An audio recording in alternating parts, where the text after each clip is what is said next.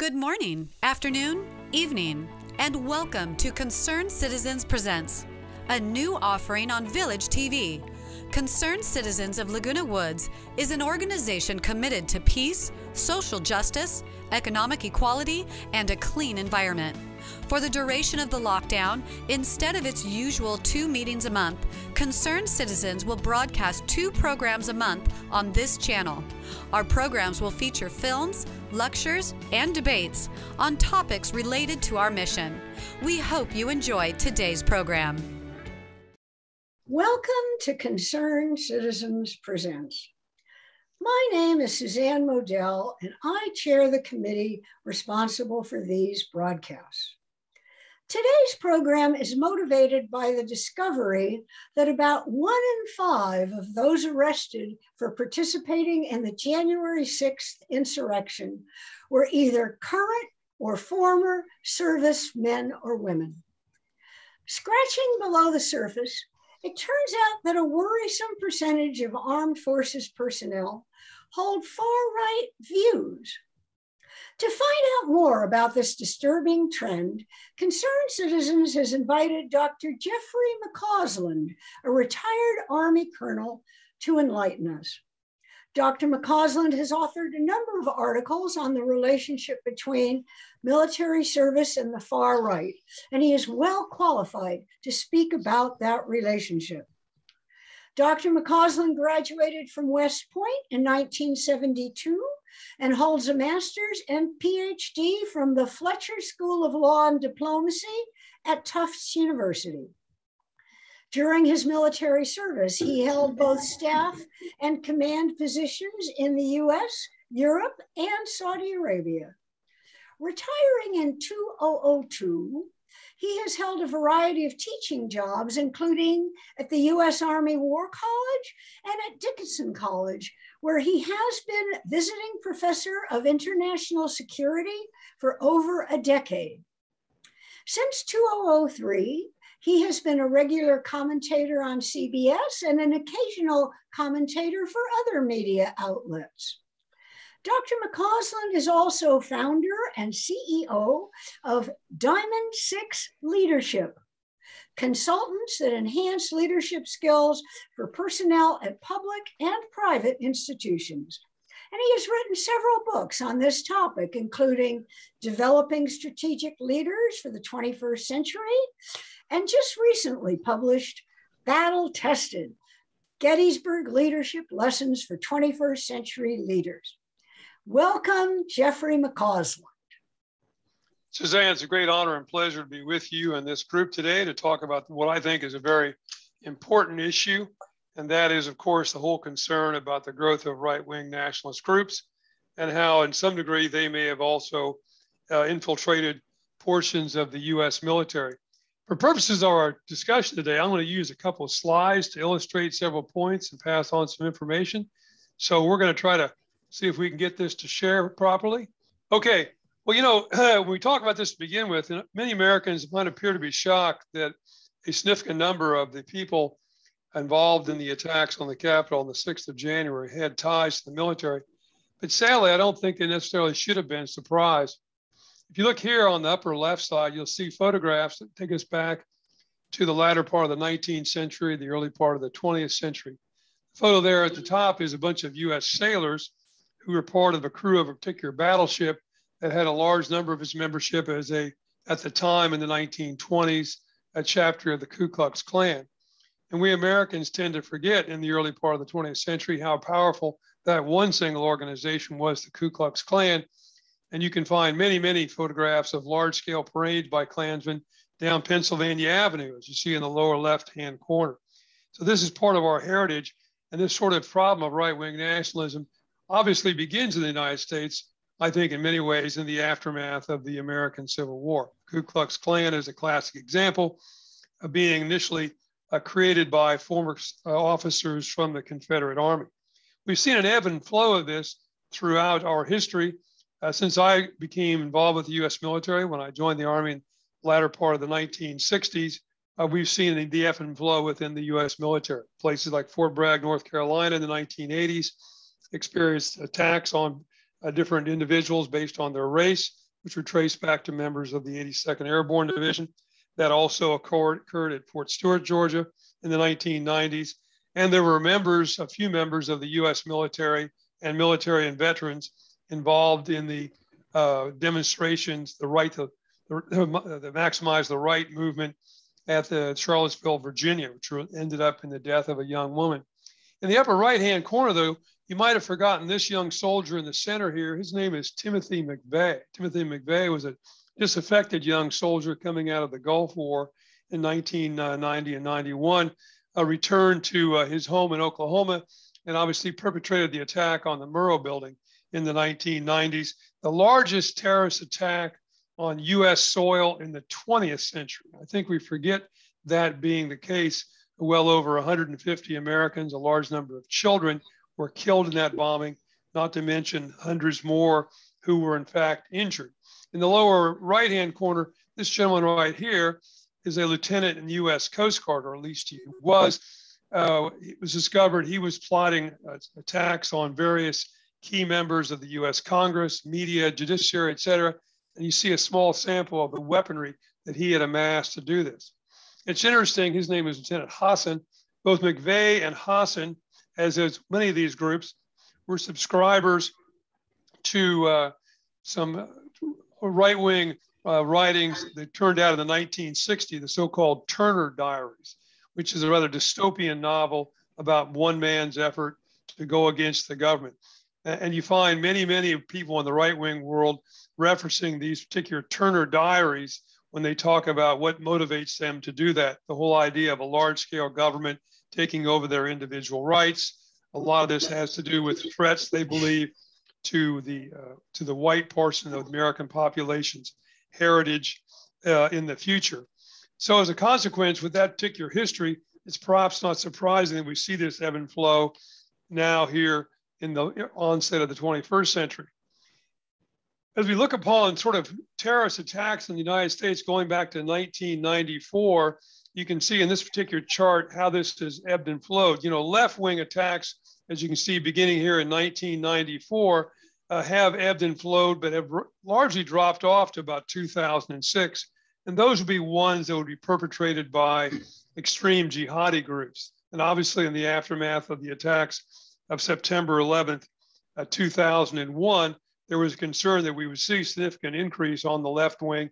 We did see some of those in the early part of the 2000s and also in the 1990s, but really have not seen dramatic increases in the aftermath of the terrorist attacks of 2001. And in fact, the vast majority of the attacks that have been occurred on the left wing have been usually so-called lone wolves who were motivated by various writings that they had seen on the internet. Various Islamic preachers coming out of the Middle East had motivated them. We have seen, as you can see here in blue, it dropped off to about 2006, beginning with about 2012 and on up, a dramatic increase in right-wing attacks. Most people ascribe that to 10 years of war, frankly, the election of the first African-American president, and a lot of economic dislocation following the recessions of 2008. We've also seen an ebb and flow in the growth of so-called hate groups going back to 1999.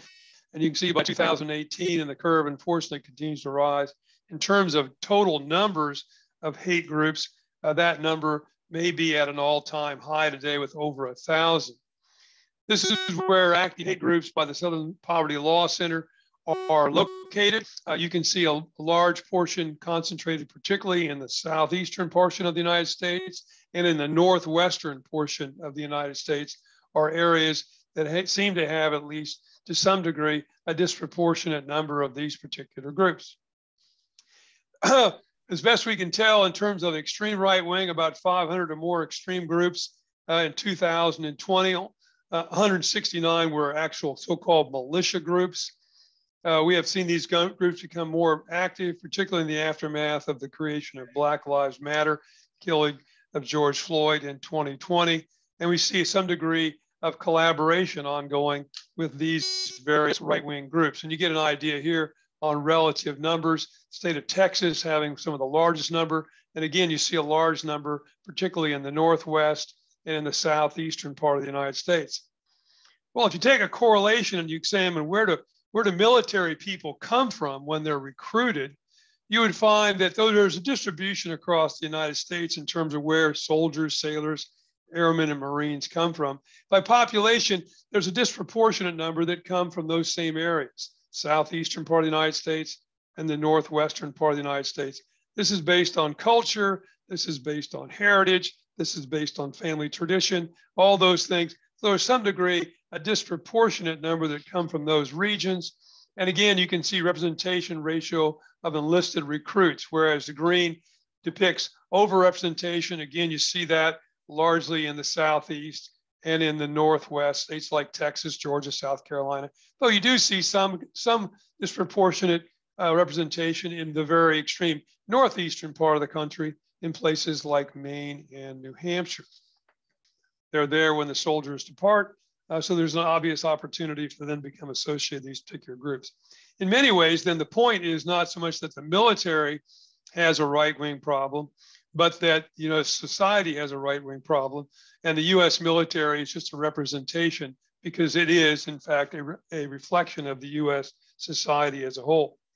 As we think about the US military, to some degree also, we need to think about in three different parts: the active force, the National Guard, and Reserve. This is particularly important for the Army, which in total has about 1 million people under arms, about 500,000 in the active, and about 250,000 or so in the Guard, 250,000 or so in the Reserves. And that's particularly important for the National Guard, which are units which are stationed in particular areas, people in the Guard having normal day-to-day activities, and then are called up as required either for local issues, training, or in fact for deployment.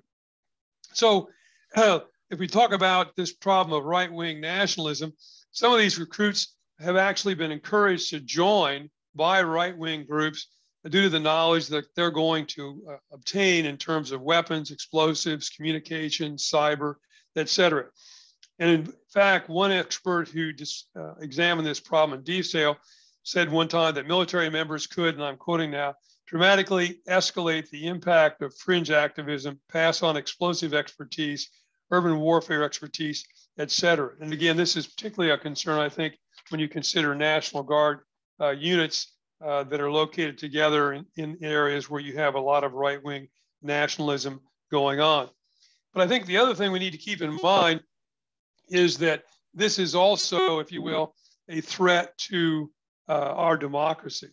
It fundamentally undermines the civil-military relations, which I would argue is a bedrock of our democracy. If you go back to the Founding Fathers were concerned about the possibility of military being a threat to the political order.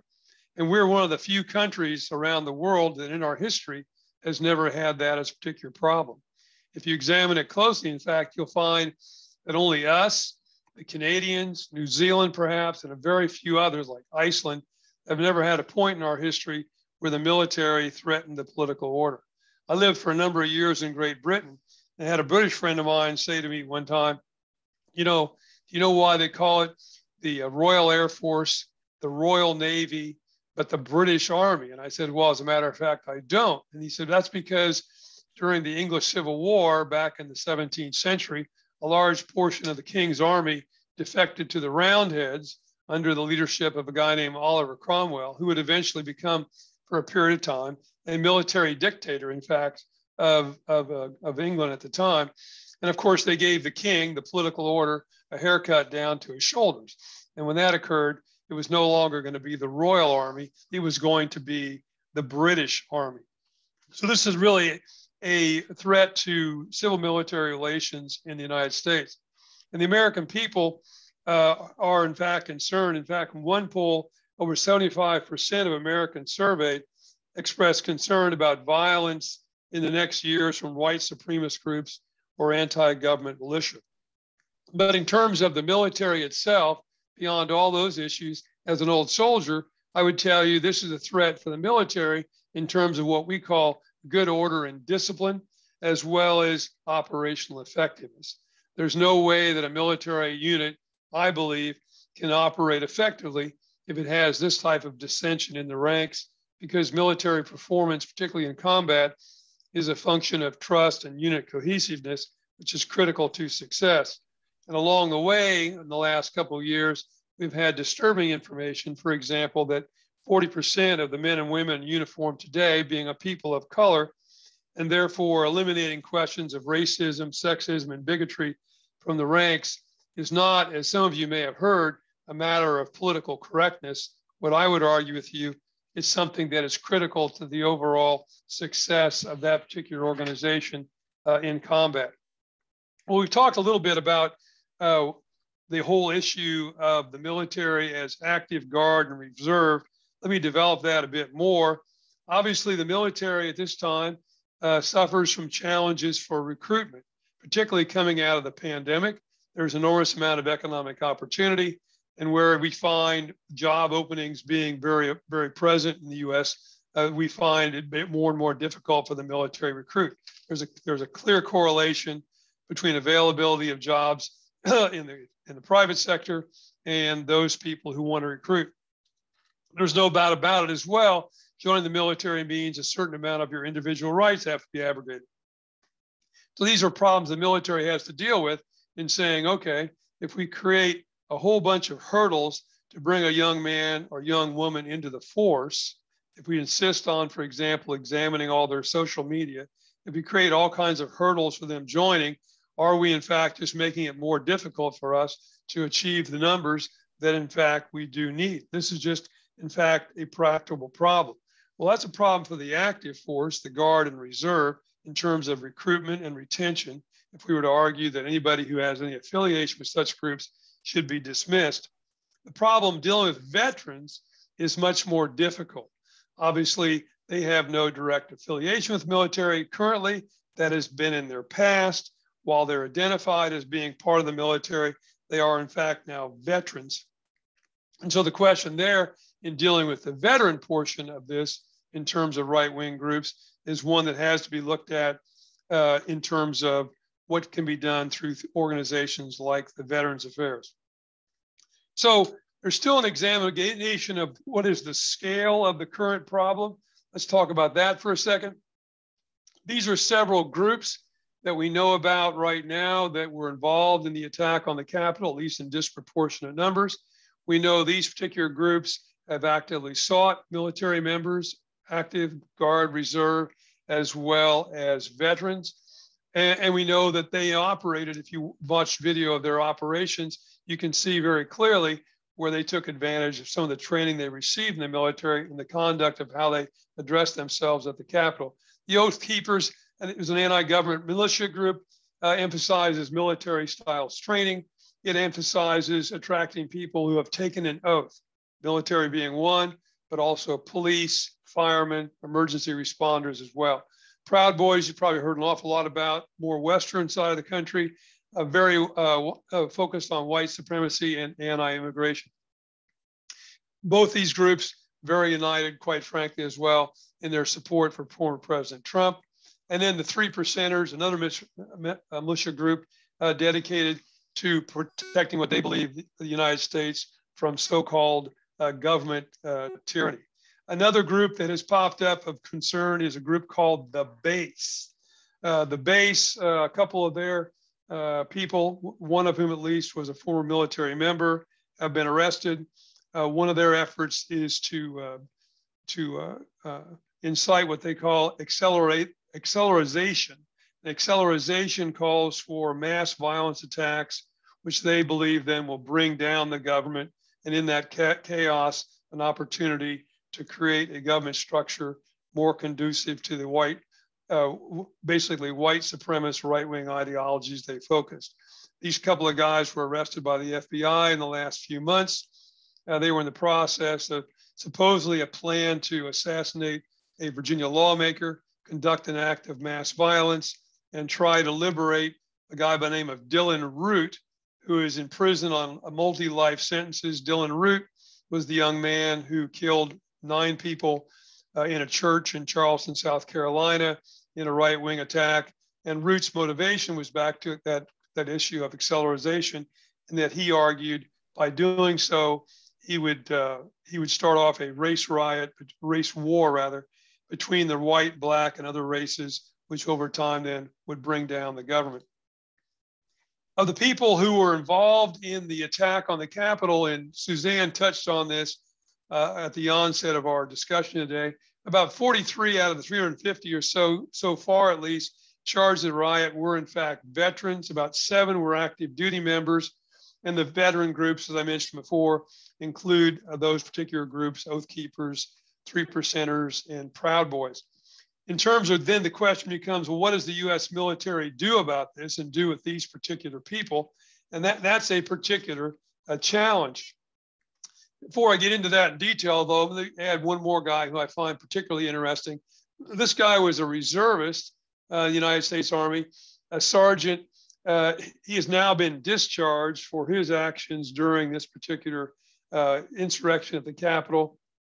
He entered the Capitol, as you see, urged the rioters forward, but Timothy Hale Cusinelli, but he was widely known for the fact that he insisted on this type of a Hitler-like mustache in the whole of the time he was on a member of the reserve, and was well known supposedly amongst his peers for saying and writing things which had an extreme radical view, very anti-Semitic, and also very anti-women and minorities. But he may illustrate again this question of what can they do? What can the U.S. military do? I've touched on this. Let me go there. Let me go back up here a second. I'll stay right there. Sorry about that. What can the military do about this? Obviously, is the base question. Well, believe it or not, under current U.S. military regulations, there is no prohibition from being a member of any of these organizations. It's not prohibited. Being an active participant in an event that they're executing is in fact prohibited. So there's a bit of nuance.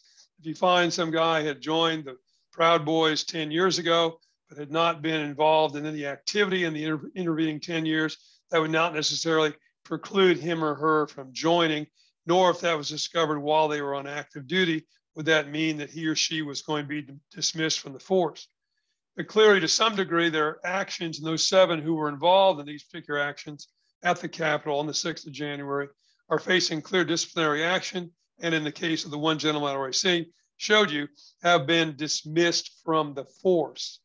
To create laws or to change the laws that now exist, to put them on the books that said actual membership in these would be a block for you entering the force, or if discovered, because for you to be forced out of the military would take congressional action, and I think would be very difficult to accomplish, because you either have to come up with a definition that applied to all the groups that you thought were inappropriate, or one that singled them out by name. I think politically that would become very, very difficult to do. Still in all, clear action involvement in their activities is prohibited. No doubt about that. So what's the military doing? First, they're trying to find the scale of the problem. How many people are actually involved? They have done a stand down to focus on the values of the military. This is not atypical and is done periodically when challenges like this occur. And to point out to people who are members of the military currently that they swear an oath to support and defend the Constitution of the United States against all enemies, foreign and domestic. And as a consequence, swear an oath to that Constitution, but do not swear an oath to any individual politician of any particular stripe. Commanders play a key role in all this, and commanders obviously have an awful lot of influence in terms of what happens to military members with their involvement, however severe it might be, in any of these particular activities. Commanders can decide if this person is not going to be promoted. Commanders can decide if this person is not going to receive a security clearance, or will that security clearance be removed. Commanders can decide whether or not this particular person is going to be allowed to re-enlist. So commanders at all levels have a certain amount of discretion, and the military is now looking through carefully its regulations on this to see if it can strengthen those or provide the commanders more tools in dealing with people they find have connections to these particular organizations. Furthermore, there is going to be a greater examination, and the U.S. military is working on this, how we can better screen people at time of enlistment. Can we do screens of social media to see if there has been affiliation with various groups prior to enlistment? Can that screening continue after a person was brought on active duty? And particularly those people who receive high-level security clearances or may be involved in such things as the nuclear program involving access to nuclear weapons. Part of the screening and continuous screening of them who have that type of job responsibilities is part and parcel of that effort. There is obviously, as well as I mentioned, some proposals to change the so-called Uniform Code of Military Justice to address extremist activity, and legislation is being reviewed in the United States Congress that will further criminalize certain actions or organizations that might actually threaten to bring down the government as a whole. But in sum, this is what has occurred to us so far. We know veterans in larger numbers have become involved in such right-wing groups. We know that these groups seek these particular people for the knowledge that they have in terms of explosives, communications, training, cyber, et cetera, and that they can pass on these particular activities for use, particularly in things like urban warfare or urban attacks. And finally, as I said, to kind of wrap this up, not only is this detrimental to U.S. civil military relations, it's detrimental to the actual cohesiveness of the units. So I'm going to close this out here in a second and take some questions here, Suzanne. Before I do, she was gracious enough to introduce my book, so I'll make a quick plug for the book we've done on leadership, looking at the Battle of Gettysburg and examining principles that my co-author and I believe are enduring in terms of leadership that we see during that cataclysmic event that apply to 21st century leaders, and delighted if anyone would like to take a look at that. And then I'll be happy to go on to questions, but more and more, I think the cartoon on the right may actually be very illustrative. As we Americans have ended the longest war in our history, and that is 20 years of war in Afghanistan, is in fact the biggest concern we have, not so much the external terrorist threats that are out there, but in fact, the growth of these particular terrorist threats we see right here in the United States. I've got our guests muted for a second. I'm going to be a little bit unfair, but I would like to ask the first question primarily because it piggybacks right up on this final excellent point that you just made, actually along with the cartoon. I wonder if you could comment, just maybe a month ago or less, there was this case of Lieutenant Colonel Scheller. I don't know if you heard about it. It was in the context of our Afghan withdrawal. And he was highly critical of President Biden, and he attacked U.S. officials and military on Facebook about the handling of the withdrawal. And there was some research that showed that he had endorsed the word revolution. He talked about revolution on his Facebook page and so on. Yep. However, when asked, he said, well, by constitutional means. Now, my question is this, or my concern is this. So it seems, at least at the time that I was following it, Jeff, that he really exited with a slap on the wrist. He was sentenced to a letter of reprimand and $5,000 forfeited pay. He was not, asked to resign. He was not given dishonorable discharge. So I wonder if that isn't a problem, that unless we get some repercussions for this, some serious repercussions, that we're going to have difficulty controlling this kind of behavior. Yeah, each one of these cases obviously has its own individual arguments, and without knowing the absolute details of how this all worked out, it appeared what occurred in that particular case was he plea bargained out of it. So in a matter of, instead of going to the full court martial, he was able to do a plea bargain whereby, as you rightly point out, the damage to him was not as severe as it might have been if they'd gone to a full court martial. It's my understanding he also agreed to resign his commission, and he is either out of the Marine Corps or will be out of the Marine Corps very, very shortly. The whole issue there, and I've talked to Marines about this particular question for Scheller, while some people might say they might have sympathy with the base argument that the withdrawal of the United States from Afghanistan, the actual operation, not the decision, not the policy decision to leave, that's a separate question, but the physical operation of the withdrawal occurred in a very chaotic circumstance. And I think anybody who observed that even from afar would have to acknowledge that it had a certain degree of chaos involved in it. And Schiller's argument, of course, was no one was accepting responsibility for the chaos, which also resulted in the death of 13 service personnel, I think 11 of whom were in fact Marines.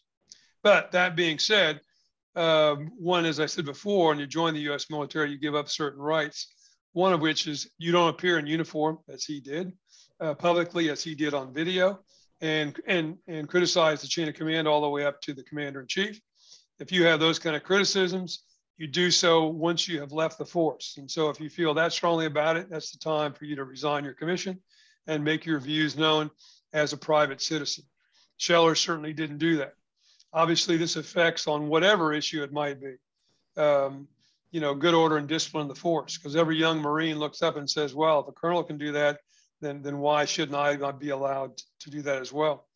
You know, when I was at the Naval Academy, and I was at the Naval Academy one time as a faculty member after I retired from the Army, General Colin Powell came and spoke to the midshipmen. And this was right after the don't ask, don't tell policy had been put in place by the Clinton administration. A young midshipman asked Powell, what is the role of the military? And how do you handle that kind of a difficult circumstance? And Powell, I think, laid out the framework that I wish Scheller had followed. He said, well, our job is to provide military advice to the elected political authority placed over us. And then when the decision is made by them on what we do, we execute that, or if we cannot execute that in good conscience, our only other alternative is to resign. So if Scheller felt that strongly, he should have done that. Furthermore, it seems what I know of that case, it was further complicated by the fact that Scheller had been ordered by the chain of command basically to cease and desist, but had refused to do so and had continued to publish on social media, even after being ordered to stop by his legal chain of command. And finally, sadly, I think he has become to some degree a cause célèbre. There's been an effort to raise money in his legal behalf, which I understand from some of the work I do for CBS. And it's now exceeded over $3 million from some very extreme right-wing groups.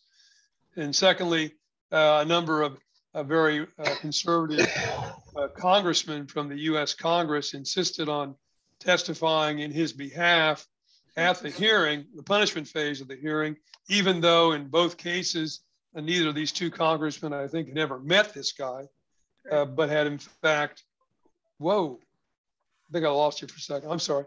Even though they'd never met this guy, because they thought this was an opportunity, I think, my words, to gain a little personal notoriety over this case, which was getting so much media attention. Right. Okay. That just shows that you're an expert, how well informed you are, so you can bring us up to date on that somewhat worrisome case. So now we have a couple of guests. Alan, would you have some questions for Jeff that you might like to articulate? Yes, yes, I would. Thank you. Thank you for being here and speaking with us. I appreciate it. My question is about the military academies. I just wonder, well, I remember years back, I don't remember how many years back, there was a scandal at the Air Force Academy. This dealt more with religion. Allegedly, members of the faculty were proselytizing their fundamentalist Christian beliefs and kind of excluding people who didn't follow those along. But I wonder, this movement, this right-wing movement, how far do you feel it's entrenched in the military academies? Is it a danger of people being newly radicalized coming out of West Point and Annapolis and the Air Force Academy? Yeah, I really don't, honestly. And I have the unique experience, I guess, as a military guy. I graduated from West Point. I spent time on the faculty at West Point as a serving officer. As I mentioned a moment ago, after I retired from the Army, I actually was a faculty member, civilian faculty member at the Naval Academy for several years, and finally served on a board for character and leader development in the early part of the 2000s for the United States Air Force Academy. So I've kind of spent a lot of time at all three academies. And you're quite right, Alan, that there was a particular problem of religious proselytization occurring at the Air Force Academy. That's occurred periodically at the other academies. Not surprisingly, if you talk about the U.S. military, and I want to emphasize, as I said before, you know, the U.S. military is not this unique sort of group of people who come from some other place. They're Americans who come from American society. And what's best about America, and sometimes what's not so best about America, ends up being represented in that small segment, the 3%. That's why the 3%ers call themselves the 3%ers, the 3% that put on a uniform. And as I said to you before, we see to some degree, and it's a generalization, a disproportion, and that's not in my way by saying that, I'm not being critical. Certain regions of the country have traditionally, historically, culturally provided a disproportionate number of people for the military force. If you go and look at those particular areas, if you look at the southeastern part of the United States and the northwestern part of the United States, for example, what do you find? More people have more conservative views in general, and we're speaking here in generalities, and more of them are of a conservative, more often than not, Christian position. So the consequence that you see that, you know, filtering over at times into the military is really not a surprise. It's part of America. But I've never really seen at the extreme end, the right-wing extremism infiltrating its way into the service academies. I've never seen that occur. Yes, have you at times seen some people, and I think even that is going away, who found that, you know, the display of the Confederate flag being something that was appropriate based on regional heritage. I think that for the service academies and young people today is something that is dying out. What I find, and this is part of the stand down, in fact, some talks that I've given to young people, though it hasn't been at the service academy, there's actually been people in ROTC, is emphasizing to the young officers who are coming out of those places, how it's their responsibility now to set the example. They've got to be the ones to set the example.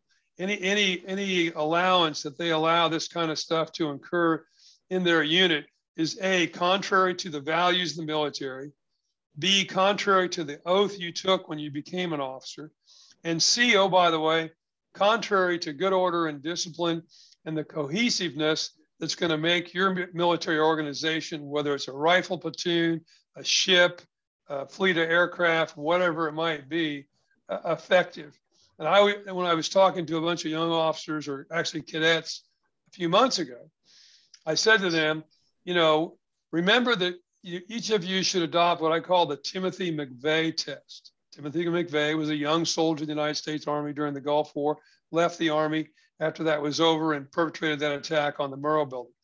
If you're walking through the barracks and you're talking to McVeigh, or you're talking to other soldiers who are talking about McVeigh, or if you see McVeigh or somebody like McVeigh displaying, you know, racist posters or racist literature or the like, you've got to take action, because you as a young officer, if you walk by that problem, you just endorse that problem. And I find more often than not, rather than we seeing radicalization occurring in the academies, we have a lot more dialogue right now because of what's occurred with young officers to be about what their individual responsibilities are. Thank you. I wonder if I could just follow up with a quickie, and then we do need to ask our other guests to weigh in. The point that Alan makes raises an interesting question in my mind, which is far-right extremism as pervasive among the officers as among the enlisted men? Because of course, some proportion of your officers are coming out of these academies, and I don't know if we have a sense about that, whether enlisted men are more or less prone than officers. Do you have a sense? I really don't, because the Army, one of the things the military in general, I should say, not just the Army, the military is trying to do is get their arms around this problem. And what I mean by getting your arms around this is how many people actually have had some degree of affiliation. And we really don't know. We really don't know. And you have to understand that, that even just for the Army alone, you're talking about 1 million people in the active Guard and Reserve.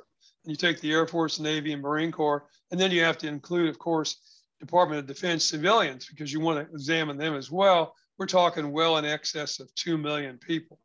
And then we get into questions like, well, how much should we investigate a person's background on everything they've ever done? And what then, even if we do that, what would be disqualifying factors from them entering the military, or if they were already in the military, disqualifying factors which might terminate their current enlistment or terminate it at the end of their existing contract. So we really don't have a grip on how big a problem it is.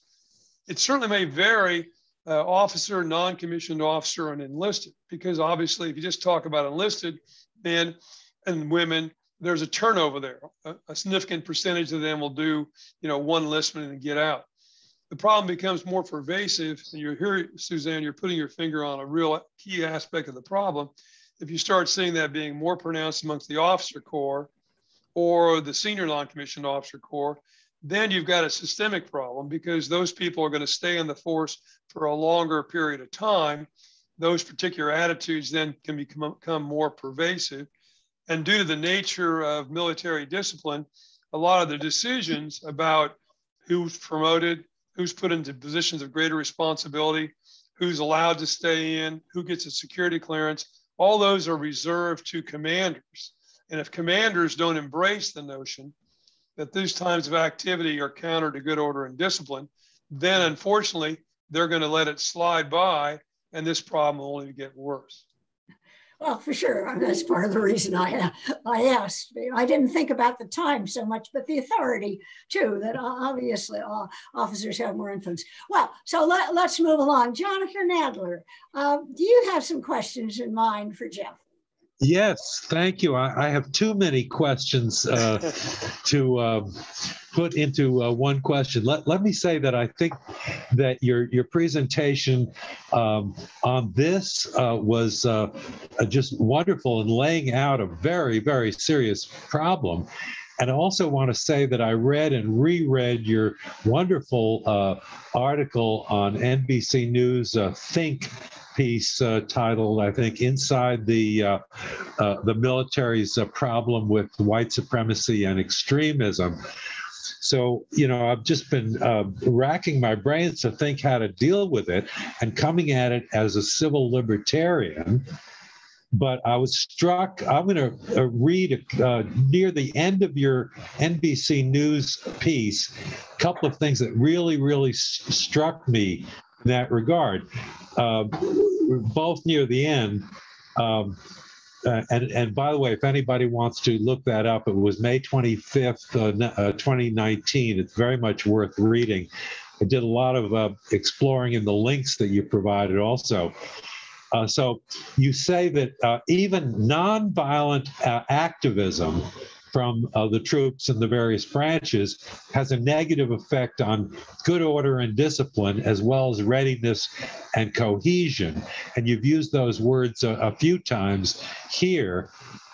At the very, very end, your last couple of sentences say that the military offers a lot to its troops, and it also requires them to carry the burden of their oath to be the ultimate guardians of democracy. If the guardians fail, where does that leave democracy? So immediately I started thinking about, all the ways that we can deal with this. And still observe First Amendment rights but to a limited extent, because service in the military, of course, you have to lay aside, I gather, some rights, including ordinary political activity, but certainly these things, when 40% you say of troops are people of color, and 10-11% are women. You just can't have the acting out of these beliefs occur. So let me just ask you this one question.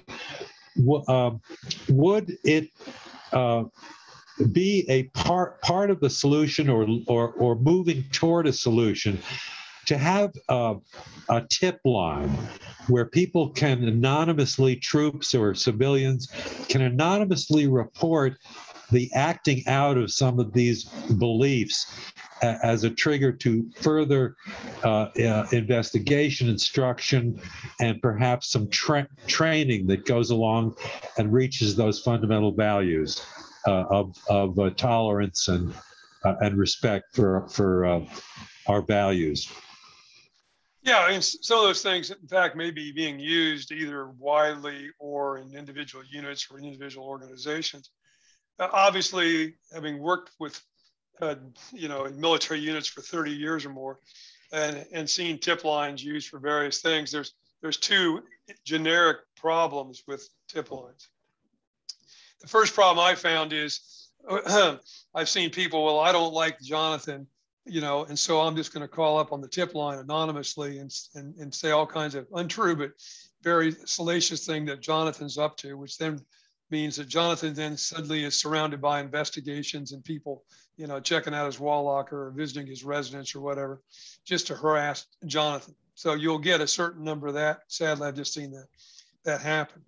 And secondly, when you institute a tip line, there's the other side of that coin, and that is you raise an expectation in the organization that then there will be action. You don't just do a tip line to have a tip line, and that makes people feel good. You got to back that up with a certain amount of action.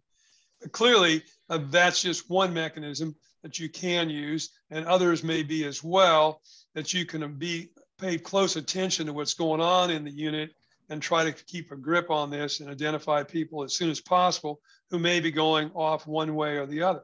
And a lot of this may just be a simple matter of counseling.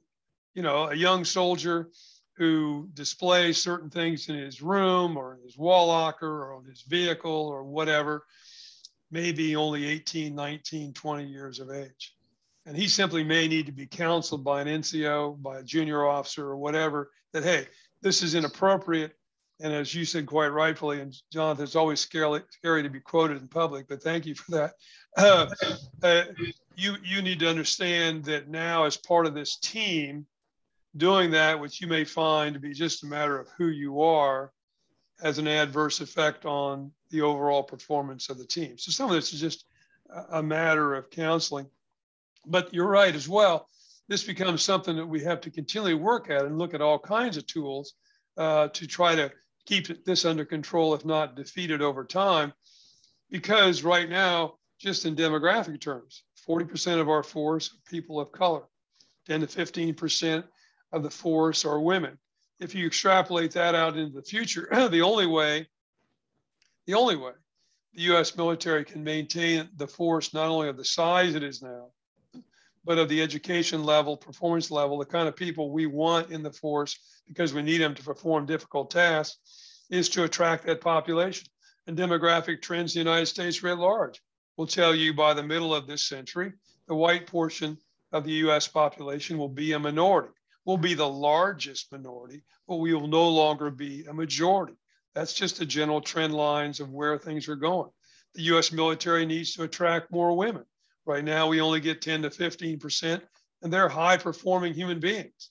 But obviously, in a world of cyber, space, and et cetera, we're going to need to attract a whole lot more highly qualified young women and young women of color, oh, by the way, if we're going to continue to be a force of excellence into the second half of the 21st century.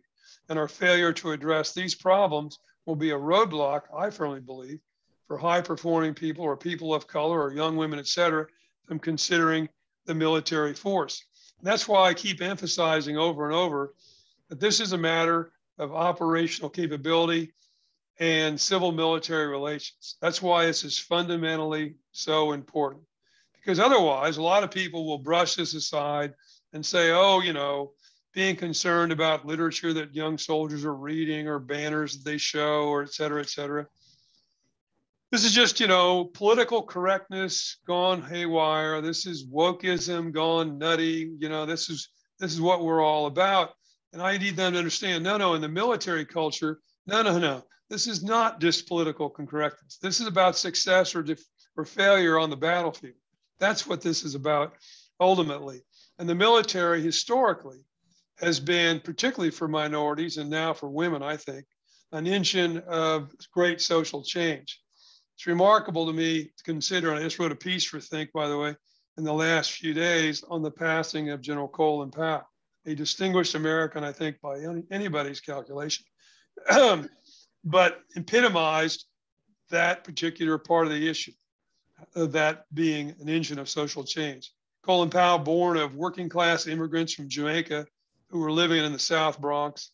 And when he testified at his confirmation hearings before the United States Senate, said, how his movement all the way up to the highest positions in the US military, Chairman, Joint Chief of Staff, subsequently Secretary of State, were proof of what a great country the United States was, because it provided those type of opportunities. And the military has been really an engine of social change, at least for the last 100, 150 years. Jonathan, do you have another question? Because if you don't, I do. Oh, no, I certainly do. One more. There have been reports by the Department of Homeland Security, by the FBI, by the Justice Department, that has drawn more attention in very recent years to the explosion of incidents and problems with far right-wing extremism, white supremacy, white nationalism, and racism. So let me ask a couple-part question. One is, do you think that that has adequately drawn attention to the issue? And secondly, let me just refer to a couple of things I saw on TV in the last couple of days. One was an expert, a woman expert in, gosh, I don't even know the field. It's how we form opinions and whether facts even make a difference. And her conclusion was that that you can just, give people any number of facts, but if their beliefs are firmly rooted, they'll just bounce off, cognitive dissonance and all that. Right. Is there any possibility, do you think, of inculcating the basic values of democracy, tolerance, or do you have to make that line, that bright line between, on the one hand, simply quietly believing something in your mind, and on the other hand, acting out, and with symbols, with verbal comments that are hostile to other members of the military. When you're talking about active military. Yeah. Well, first of all, this is a sustained effort, and there's no silver bullet, no magic pill that's going to overnight fix the problem. We all know that. But I will tell you, as far as focusing on the right-wing issue, in the latter part of the Obama administration, a report was done in Homeland Security, which claimed that there was this growing problem of right-wing nationalism that was across the country, not just the military, but across the country. When that report was released, there was literally a massive response, particularly from senior Republicans, conservatives in the Congress, against this particular report, and the report was withdrawn. It actually was pulled back. Right. During the Trump administration, I can tell you there were a number of reports that were prepared at Homeland Security that tried to refocus, or at least rebalance our efforts in the question of dealing with domestic terrorism from almost a total focus on so-called left-wing terrorism, left-wing, particularly extreme Muslim jihadi attacks, to some balance between the left and right. And those were also pushed back by the Trump administration. Even though, as I said, and to some degree, quite candidly, I've been surprised by this.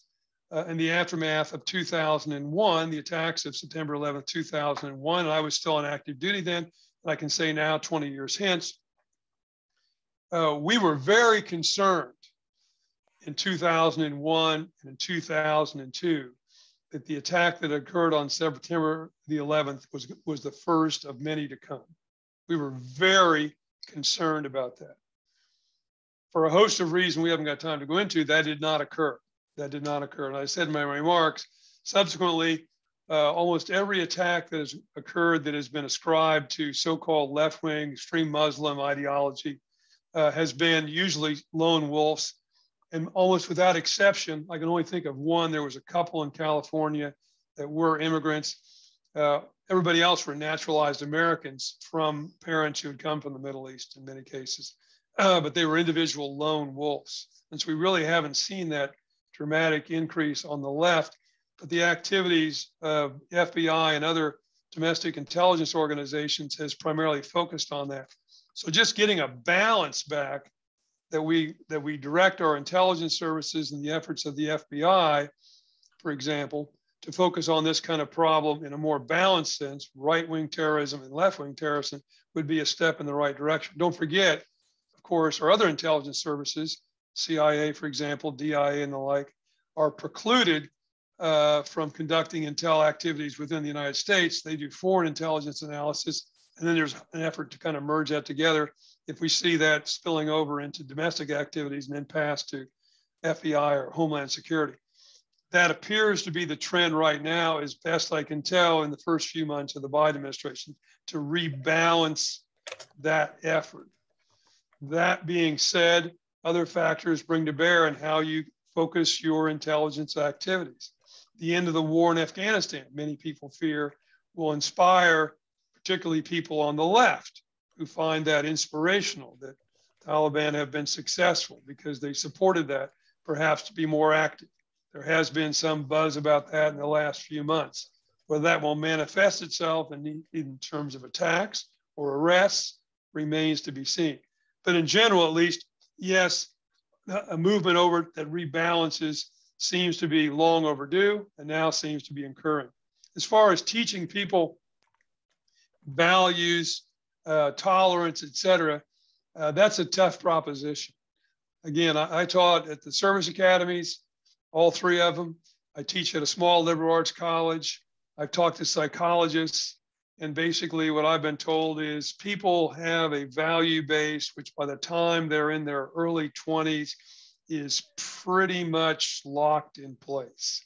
Concerned Citizens thanks Colonel McCausland for taking the time out of his busy schedule to enlighten us on the role of the military in reinforcing far-right extremism. As he has explained, this is a problem that has waxed and waned over American history, and it is currently in wax mode. We hope that our military leaders will take his insightful analysis to heart and get a better handle on the problem.